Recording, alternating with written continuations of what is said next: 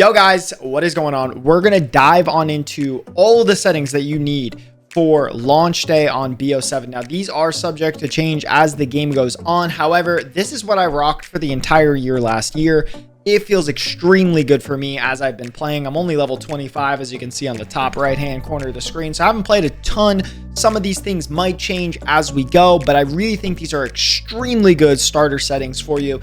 And the only thing for console people that you need to be aware of is that there are a few settings in the graphics tab for you, but all the controller settings, the audio settings, the interface settings are going to be stuff that we are going to be very detailed in going over for you as well. So make sure you guys stick around with that. I'll put timestamps in case you want to skip around and you have good graphic settings for your console. Okay, so let's hop in. Display mode, display monitor, display adapter. You're going to make sure your display mode's on full screen exclusive. You get the best hit reg, full screen borderless if you're on a single streaming PC. Then you're going to go display monitor. Make sure that's whatever your monitor is, your gaming monitor and display adapter. Make sure that that is on your graphics card. After that, you're going to make sure your screen refresh rate's on the highest that it can go. Now, just a quick note about this, that if you do not have your monitor, and if you type in display right over here, it brings you to this page. If you do not have your monitor under advanced display settings set to 180 or whatever the highest it is for you, you will not get that in the game. So make sure that you go to advanced display settings under display, and then you will be able to actually set that. Very, very important. The next thing is that we're going to kind of skip on down towards gamma and brightness. This is just your gamma and brightness. You can change it to whatever you want. Mine's actually really high because I feel like this game is pretty dark, but that's also because I have HDR on, which is something that you can turn off. Now, the next important thing is NVIDIA Reflex Low Latency. Now, if you're getting a ton of frames, you get less latency if you put on plus boost. But if you want more frames, then you want to put on. That's typically how I've done it for a lot of my coaching clients. So I would just make sure that you guys have that on no matter what, but on plus boost if you want a lower latency and on if you want higher frames. After that, you can put your eco mode on efficiency, go down your custom frame rate, make sure it's on. I make sure I cap mine on 250. Some people like theirs on unlimited. I find my game feels significantly better on 250. So make sure you play around with that. Now, just a quick pause.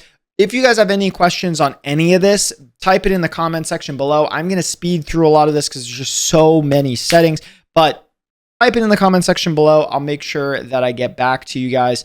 That's just one quick note. Now, all of these settings, I did not change any of them, and then you can calibrate your HDR if that's something you use. I have mine off sometimes, but I do kind of like the way it looks on this game so far. Now, going over to the quality tab, this is for the console kids. Make sure you're upscaling.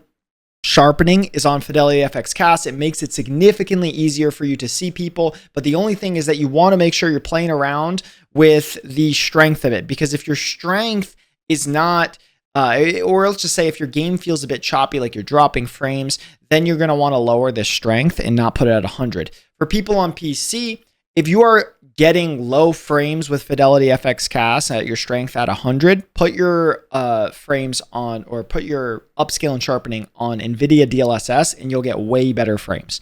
Moving forward, VRAM scale target. This is essentially, it literally says it right here. Note, when experiencing hitching, consider closing other unused applications and lowering the setting target. Essentially what this is if your game is lagging, or hitching, which is lag essentially without the indicators that your internet is actually lagging. What you do is you play around with this variable. So just move this up or down. I tend to find a little sweet spot around 80 or 90 for my PC, but it might be different for you. Variable rate shading, I turn this on. It helps your performance whenever you are looking away from something, it renders it out. So I think that is pretty good. I always keep mine on. Now, texture resolution, I keep mine on normal. If your PC is getting below whatever the maximum hertz is for your monitor in frames, what I would do is put your texture resolution and your anisotropic lower, but I wouldn't go lower than low. I mean, if you need to, you can go on very low. It just looks very, very pudgy. And just another quick note, if your upscale and sharpening is on NVIDIA DLSS, you're going to definitely want to be on normal because the game looks extremely pudgy. Moving forward, depth of field, want that off. It makes your iron sights blurry, detail quality low, particle resolution very low, bullet impacts on. I prefer that. It doesn't really mess with your frames regardless. Persistent effects on off, shader quality low. On-demand texture streaming, put this on optimized. Then you're going to put 16, on minimal. Then you're going to put 16 download limits on, and then make sure your daily download limit is on 1.0. Go to your local texture streaming quality and put that on low, in-game low. Then for the following, shadows is literally going to be very low or off. The lowest that you can go are off for all of these settings. After that, we're going to go all the way down to terrain quality, very low. And then again, all of these you're going to want off. It's just going to make your frames look significantly lower. And just for a quick note for the people who don't know, if your settings are on high, you get input lag, making it significantly harder for you to snap onto opponents. It's going to feel significantly more delayed. So you don't want to deal with that. We want to make sure that our settings are on low. But again, it's not really going to affect the performance of your game. Like if I go to, it's not going to affect the quality as much of your game because of that Fidelity FX cast. So as you can see, it's like my game looks very good. I feel like, but all my settings are on low. Going over to the view tab, 105 to 115 is the sweet spot for multiplayer. If you play Warzone, you probably want 115 to 120. Now, if you are on ADS field of view, you want to make sure that's unaffected. Weapon field of view wide to make your gun smaller, and then motion blur off over here, and weapon motion blur. First person camera movement least 50. It makes your game shake a lot less. Moving on over to the controller, let's hop right in.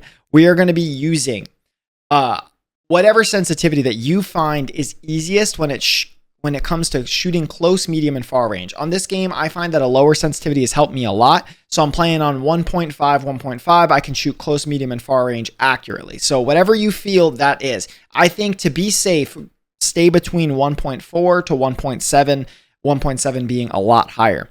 Now, I play on flipped. You don't need that. Make sure all of these are off. You do not want these three settings on. And then if you need a different button layout, we can always switch that over here. I personally play on default on flipped. Going on over to controller vibration, you can change this off. You can also, if you want it on, but you can lower the intensity in there as well. Dead zone inputs. On the minimum side of dead zone inputs, this is the inner range of motion of your stick. So if I put my minimum up to 15, which is like the default, which is insane, I have to get out of that inner range before it registers movement, which is a pretty big deal. That means that's all my micro adjustments, all my small adjustments. So you want to make sure that yours is as low as possible without getting a massive amount of stick drift. So as you can see, like I put test on, I don't get a lot of stick drift on my left stick. So mine's on 0.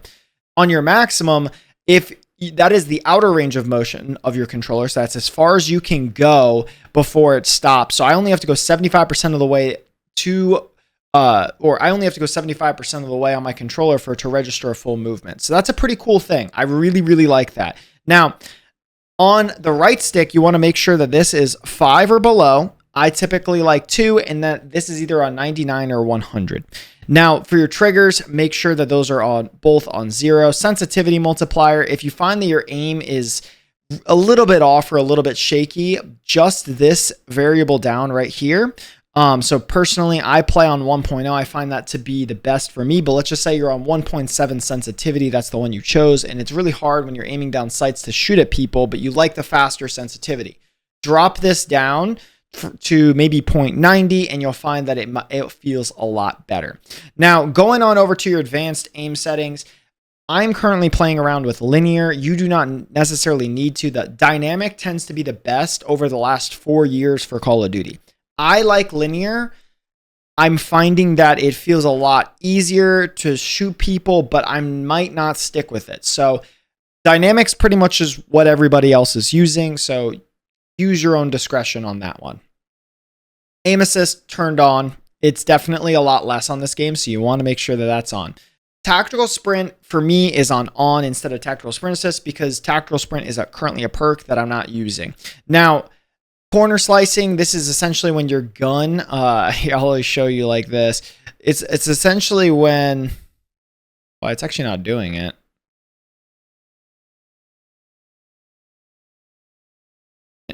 Interesting enough, the corner slicing doesn't seem to be working. So I guess that doesn't really matter too much. Now, Wall jump assist, combat roll assist, these are for very casual players as far as I'm aware. Again, new settings. I haven't really toyed with them too much, but you don't really want the assist on jumping. Like, so let's just say you're jumping at a wall, it's going to auto bounce you. I don't think that a lot of people are going to be using that because you want to be able to be fully in control of your movements. The same thing with the combat roll is activated like automatically. So like whenever you're just jumping from a height, it will automatically combat roll. These are types of things where I would play around with. I wouldn't necessarily turn either of these on. And then so going into movement behaviors, I have them on hybrid, but most people will probably play on tap to slide or on slide only. Slide only just makes it so it disables dive. Tap to slide it allows you to hold to dive and then, tap to slide. So I think those are the most casual friendly, but if you are looking for a more advanced setting, you basically have slide only on hybrid whenever you just are pressing the slide button. But the moment that you press down your left stick and then you click slide, you will go into a dive. Airborne automatic mantle is something that you're going to want to make sure is off. Continue to keep going down past these all the way to movement advanced settings. Under movement advanced settings, you're going to turn off grounded mantle. That just makes it so you just climb things a lot quicker. If you prefer to have that on, some people do, you can totally keep that on. And then for your plunging underwater, you're going to want to put that on free. It just makes it a lot easier to like look around underwater. And then after that, we're going to go to the combat settings. All these should be fine off the rip. I don't change them personally. And then going into here, you can kind of change a few things, but I haven't really changed too much. Interact and reload behavior. Some people prefer prioritize interact. I think tap to reload is better for multiplayer. You can change your akimbo in here.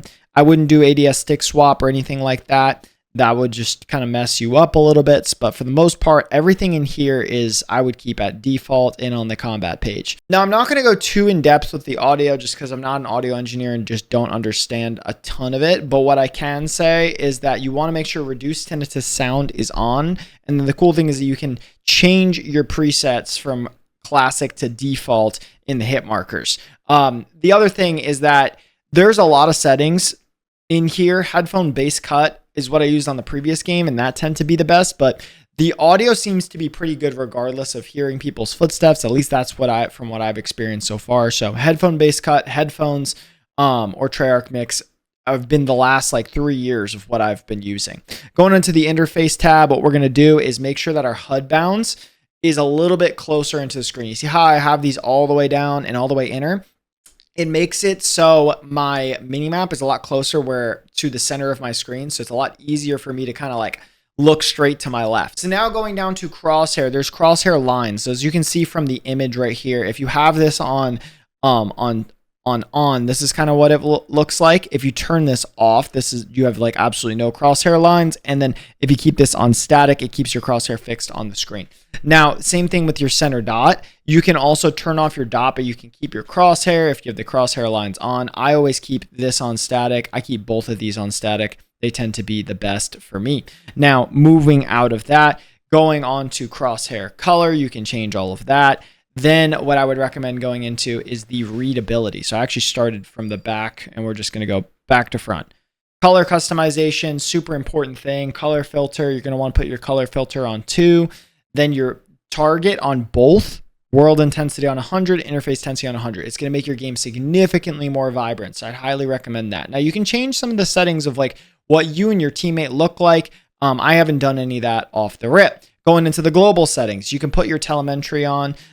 Some people prefer to have this, like if you want to have your FPS counter, maybe the clock, for a lot more advanced technicals, you can put on your CPU and GPU time to kind of see how your PC is performing, and your packet loss. But for me, what I'm just going to do is probably keep the CPU, GPU time, and my FPS. I hope that you enjoyed. I tried to keep it quick. If you have any questions, let me know in the comment section below, and I'll catch you guys later.